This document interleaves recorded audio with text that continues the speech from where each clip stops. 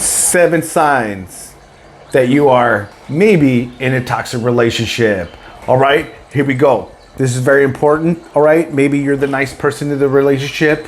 Maybe you're the quiet person. Maybe you're the one who lives vicariously through other people. Maybe you're the weakest link in the relationship. Listen up. People may be taking advantage of you. Okay, so 7 red flags you're in a toxic relationship. Do you suspect that your friends are toxic? Or maybe you are wondering if your relationship between you is an unhealthy one.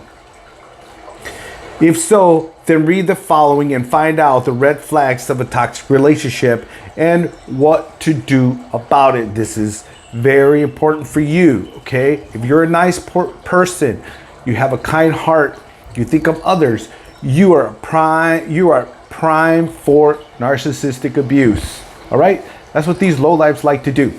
All right? Number 1, it's all about the other person. Okay? Think about you and your friend and their recent interaction and ask yourself the following question. All right? Think about the last interaction you had with your friend or your boyfriend or your girlfriend or whatever. All right?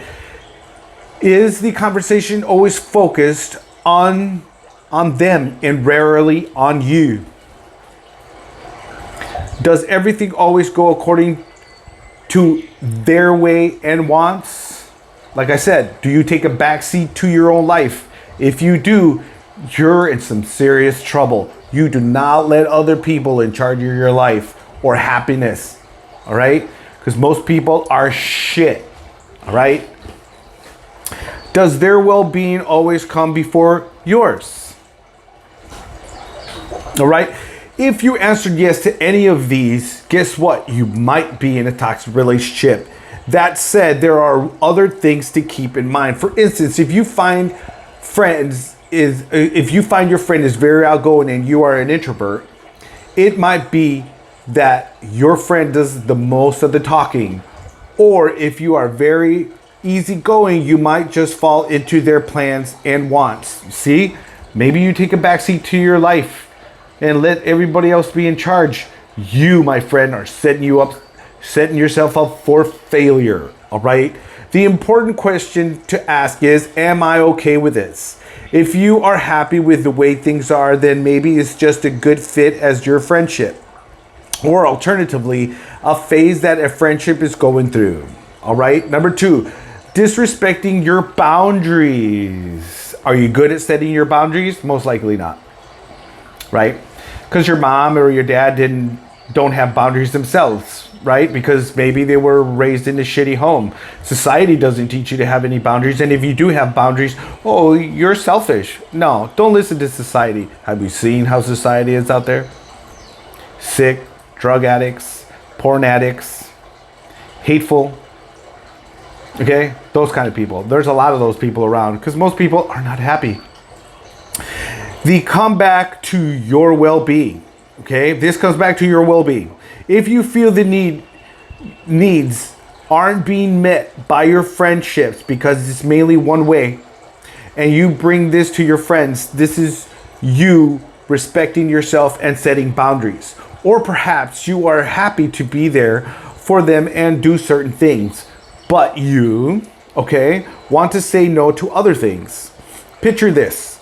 You recently helped them move house, even though it was tiring for you. But now, fast forward 2 days, they are sad and want you to come over and cheer them up.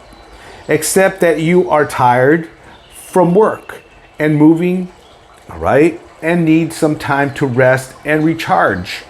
Tell them so. Obviously explain to yourself and say, no, I ain't going to do this because I'm tired. I need relaxing, so on and so forth. You can self-soothe by yourself. All right? Congrats. You have just set boundaries. What next? Good friends totally understand and is grateful for your help before. Toxic friends think you should be available for them at all times, regardless of your own life. Okay, number 3. Them manipulating you. Okay, that's what this is. Narcissists love manipulating other people. All right, Because, listen, if you're a man and you're a narcissist, you have mommy issues. Your mommy mistreated you, so you're going to mistreat other people. Women, you're not out of this shit either. If you're a woman, your dad is the narcissist and did this to you. You see, even if you're a man or a woman, okay, if you're a woman who's the narcissist, most likely your dad treated you this way. And if you're just your mom and you, then your mom did this to you. Why would your mom do this to you, daughter? Because your mom didn't do anything with her life and she wants you to become nothing just like her. Okay? If your mom doesn't have real love in her life, she's not going to want you to have real love in your life as well. She will get into your business. She will get in your relationships. She will ruin them. She'll pretend to be your friend and have your back. But all this is a lie. Narcissists, that's what we're talking about, all right?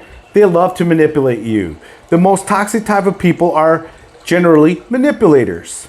The scholarly community encyclopedia defines psychological manipulation as a type of social influence that aims to change the behavior and perceptions of others. See what I'm saying? So they go around lying about you to others to control other people, okay? To change the behavior and perspectives of others through abuse, deceptive or underhanded tactics like going to the cops and saying stupid shit about you that is not true. They use emotions to manipulate cops or the judicial system without any facts. No facts. They don't include you. They just bitch about you and play on other idiots who are full of emotions. How is society nowadays? They get easily triggered if you say something they don't agree. You see how easy narcissists manipulate these lowlives? Right, because they're not strong. They're lowlives, all right? In this situation above, where you say the boundary, a toxic friend may try to guilt trip you to get you to change your mind. This is what they do, all right? Number four. You almost always feel drained after seeing them. Do you find that happening in your life when you bring other people into your life? These people suck the energy out of you. Why? Because they don't have any energy of themselves. Maybe you're a happy-go-lucky person and you're always happy. These people like to keep you around to feed off of you. I know, sounds weird, but everything here is about energy, all right? Do you constantly feel drained after spending time with your friends? If so, then one of the two things may be going on, okay? So, not toxic, okay? Here we go. Your friends talk too much, and you haven't learned to set your boundaries and interrupt if need be, or perhaps politely leave when you've had enough talking. That is non-toxic. Here comes the toxic. You have let your friends know what you need and don't need from the relationship and feel drained, but they don't pay attention and expect you to stay with them regardless of your energy, well-being levels. You see what I'm saying? Energy. You feel drained because these people suck it out of you. All right? There may also be a third thing, okay? That you are genuinely not compatible as friends.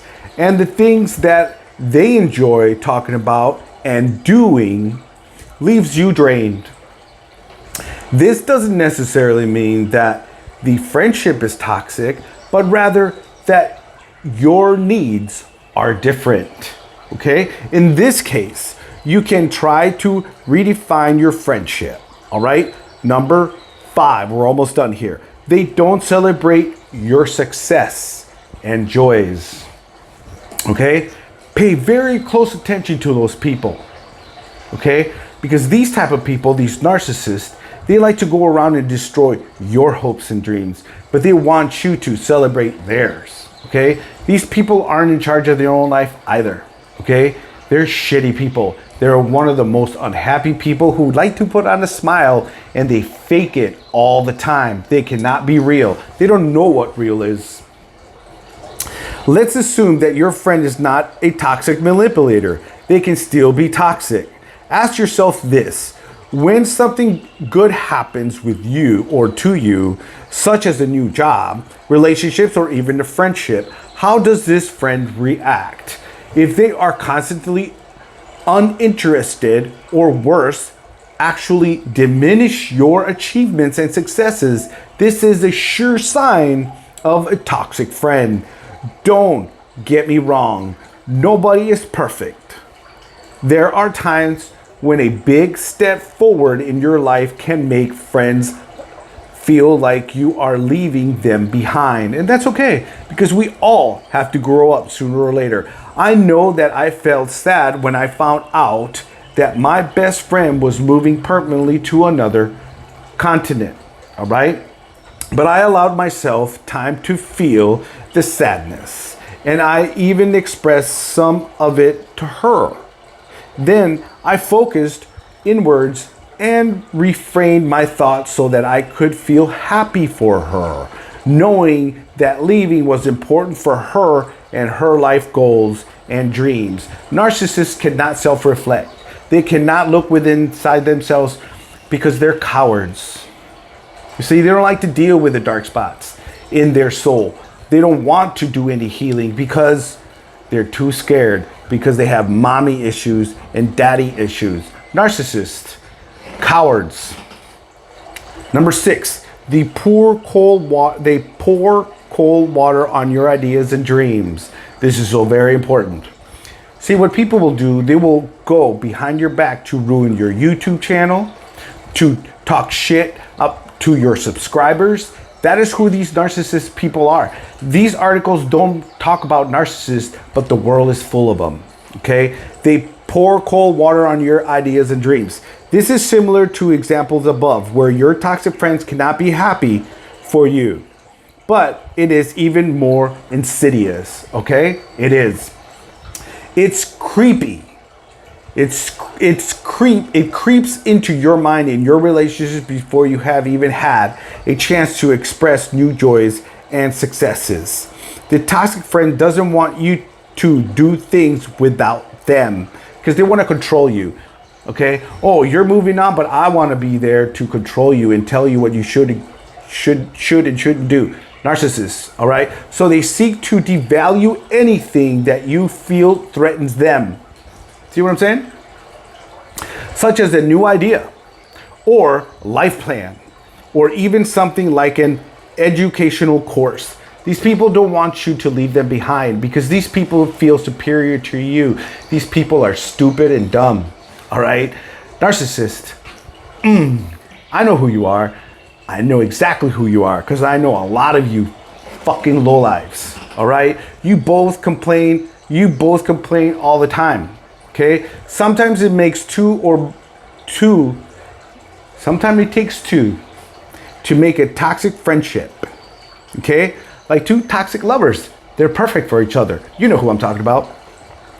And so it's always good to ask yourself, what is my role in this? Are you both complaining all the time, sharing thoughts of disappointment or negativity without leaving room for gratitude? Then it may be time for a toxicity check. Here's an example, not nagging, okay? In one of my very first jobs, we had to knock on people's doors asking them if they wanted to change energy suppliers to save money. The old adage applied, which is that people buy from people. So if you turn up at someone's door looking depressed and sad, the chances are that no one will want to hear from you or listen to what you have to say or buy from you. After a few rejections, it could be tempting to team up with a friend and start seeing the worst in everything.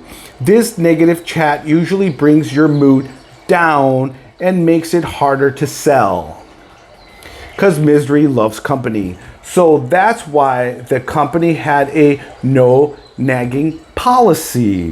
Why is this weird? Well, the term nagging was inappropriate for the situation, since nagging is a coined term by pick-up artists, PUAs, who put you down in order to make you want them more. Yes, really. All right. To conclude, although everybody does things that aren't perfect from time to time, if you resonate with these red flags, it's time to 1. Assess your wishes and boundaries. 2. Have a chat with your friend. 3. Decide if you issues can be fixed, or number 4, whether it's time to end the friendship. So you're watching Mario Vega, where on channel where we're going to talk about abuse, neglect, narcissist abuse. Why? Because both of my parents are narcissists and they're still that way. Maybe there was some physical, sexual abuse in your relationship or family. I know there was some in mine. And guess what happened? I coped with drugs, right?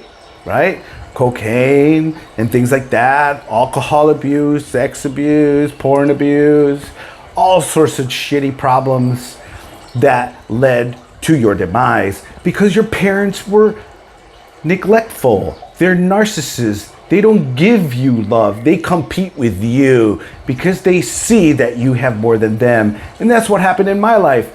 My mother and father hate me because I'm better than them. I'm more of an adult than these two old people. And I will see you on another video.